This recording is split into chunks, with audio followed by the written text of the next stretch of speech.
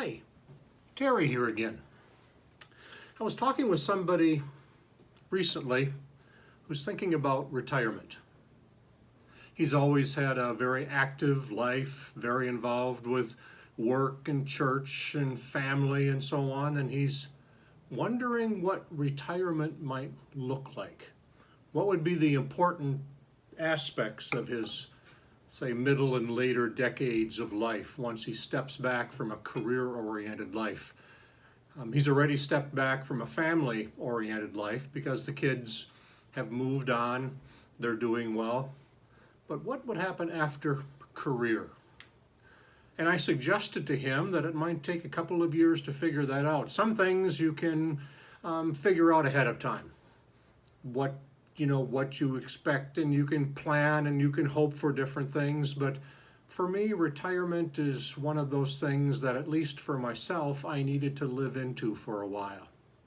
That's why I often say the first year or two of after career life are perhaps best thought of as a sabbatical.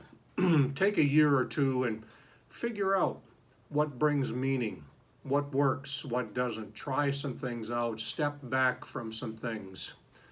And I was thinking about the years that I've been in retirement, let's say, after career-oriented life. And I recognize that I spent a couple of years, in a sense, fumbling around.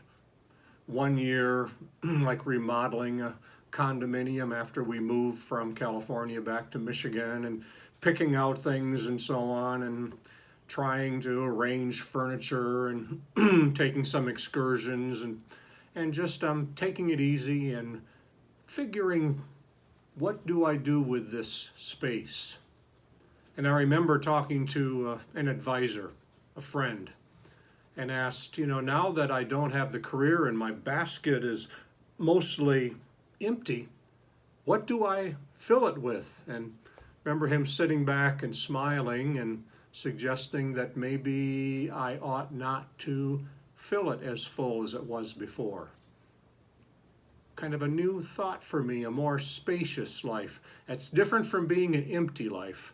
It's being more spacious, more space for pondering, more space for reading, more space for interacting, being aware of what's going on day by day.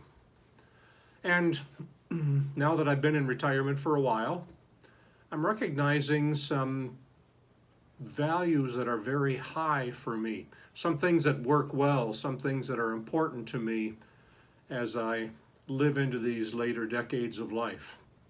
And some of it I can plan, my approach for later years. Some I have less control of. I can continue to exercise some every day to limit my calorie intake, all those things to maximize my potential for years of relative health. But I'm not ultimately in control of that. Things happen.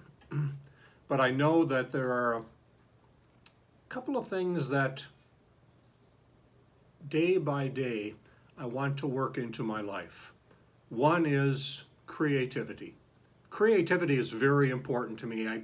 One of the fears that I've lived with, it's a companionable fear. It's not a terror kind of thing, but it's a fear of stopping, of stalling, of leveling, of settling in, of becoming sedate and sane year after year. I love creativity. Therefore, for me, what fits with me is writing creative things and stretching myself and stretching others to think in new ways, to grow, to have new perspectives, to try new things, that creative aspect. The other high value I have is for ongoing, I call it growth, transformation, and human development. I recognize that what brought me so much life through childhood and adolescence and earlier adulthood was that continuing growth, learning new things, of developing new skills, if you will, new ways of thinking,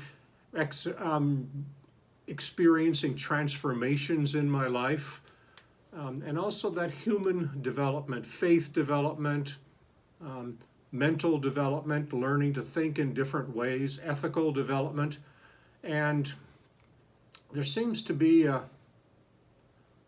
almost in the air that we breathe that childhood, adolescence, and earlier adulthood are typified by that creativity, that development, that deep change that is taking place. And then once people reach my age or 10 years younger or 20 years younger even, we are labeled mature, quote unquote.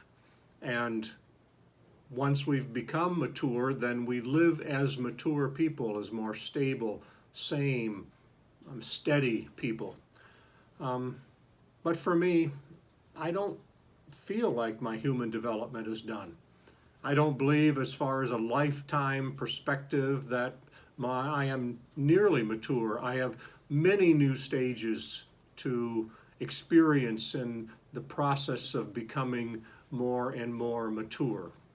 So creativity, finding something that fills my life, and that for me is about 4 hours a day of sitting at a desk with a computer or a pad and creating.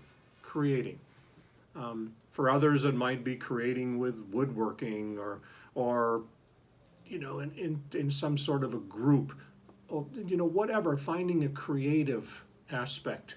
And the other part for me is that continued growth. And for me, that means an hour or two in the morning of just wondering and pondering and reading. For me, I love to read the mystics and some developmentalists and some areas that stretch me over and over again.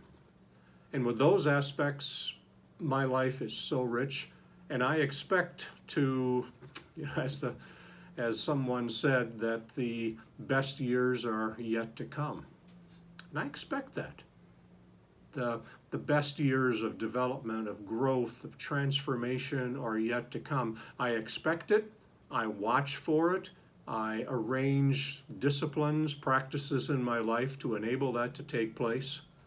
So I wonder what brings you joy, what brings you excitement about latter decades of life, recognizing that each person's situation, physically, mentally, financially, socially, each person's situation is different, but I'm talking about maximizing our potential for growth, for creativity, for change in life. Wonder what brings you that aspect of creativity and growth and transformation. Cherish those. Watch for opportunities to maximize them. So that's enough. I'll talk to you again later. Bye.